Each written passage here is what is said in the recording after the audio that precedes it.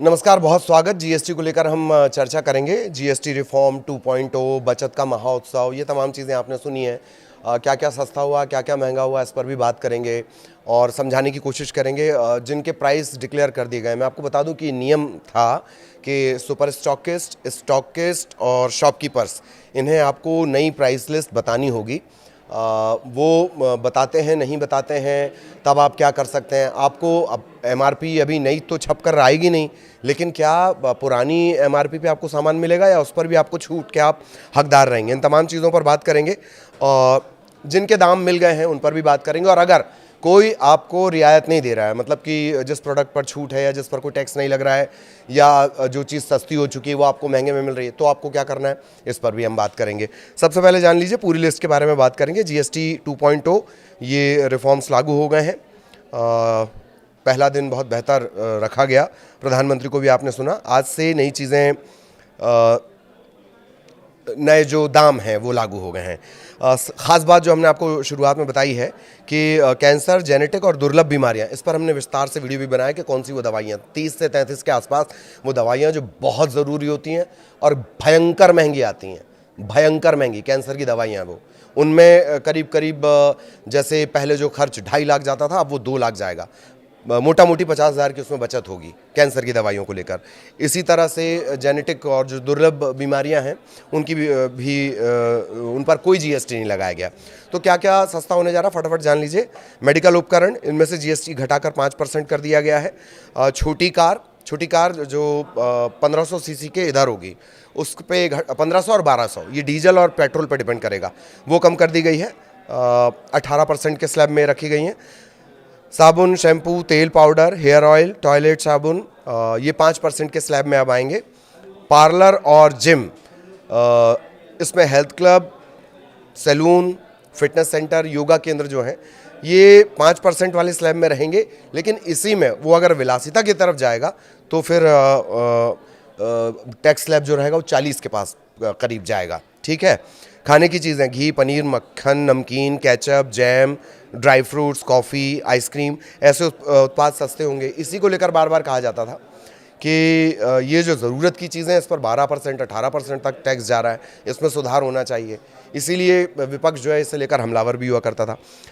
Electronic सामान, TV, air conditioner, washing machine, dishwasher, ऐसे जो इलेक्ट्रिक प्रोडक्ट हैं वो भी आज से सस्ते हो जाएंगे। सीमेंट पर जो जीएसटी है, चूँकि स्लैब ही खत्म हो गया 28 वाला, तो 28 से घटाकर वो 18 हो गया। सीमेंट सीधे सीधे कहाँ कहाँ असर करेगी? जो घर बनाना चाहते हैं उस पर असर करेगी। जो इंफ्रास्ट्रक्चर से रियल एस्टेट के प्राइस पे सीधा असर करेगी। आपको उसका फ़ायदा मिलना सुनिश्चित करने के लिए सरकार ने बाकायदा नियम भी बना दिए हैं।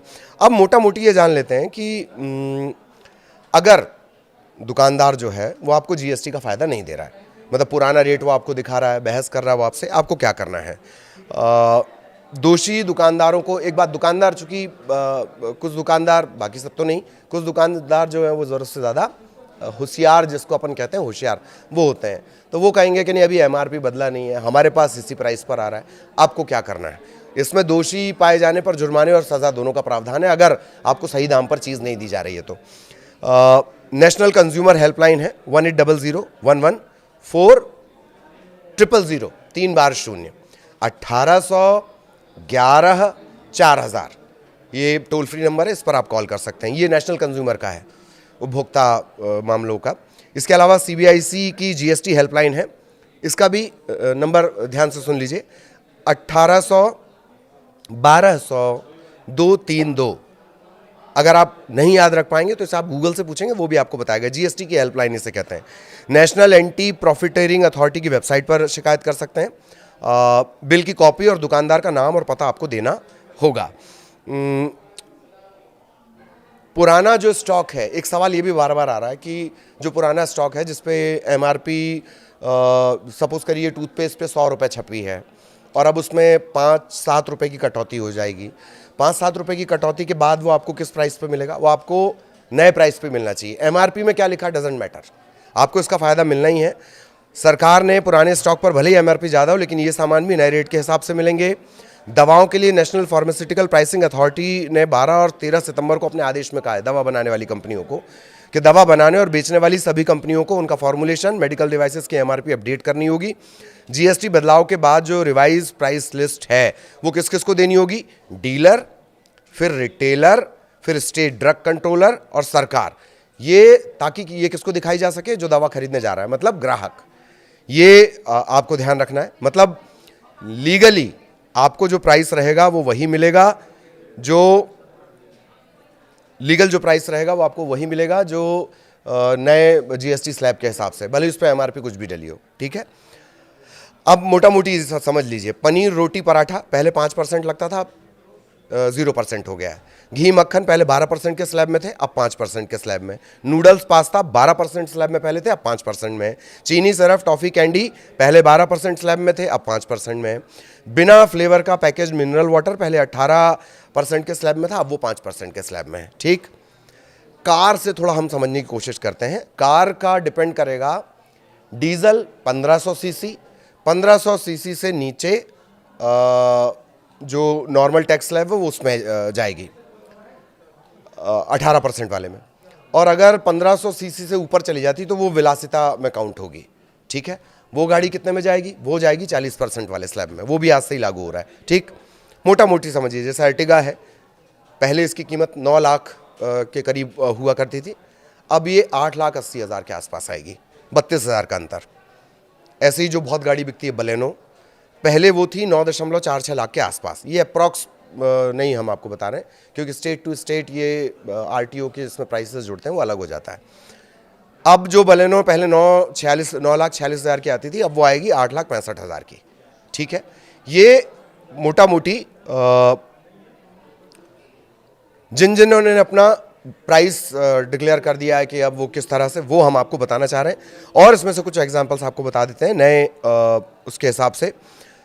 अमूल घी एक एग्जांपल है, पहले 1 केजी 650 का था, वो 610 का, 40 रुपये का इसमें फ़र्क आएगा। ठीक, ये प्राइस थोड़े इधर उधर हो सकते हैं। ये मोटा मोटी कुछ कंपनियों ने लिस्ट अपनी जारी कर दी है, कुछ ने जारी नहीं की है।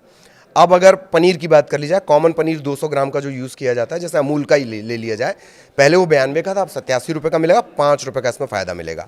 ठीक है, पार्ले जी वन ऑफ द मोस्ट ये फेवरेट बिस्किट है और बहुत ज़्यादा इनका सर्कुलेशन है।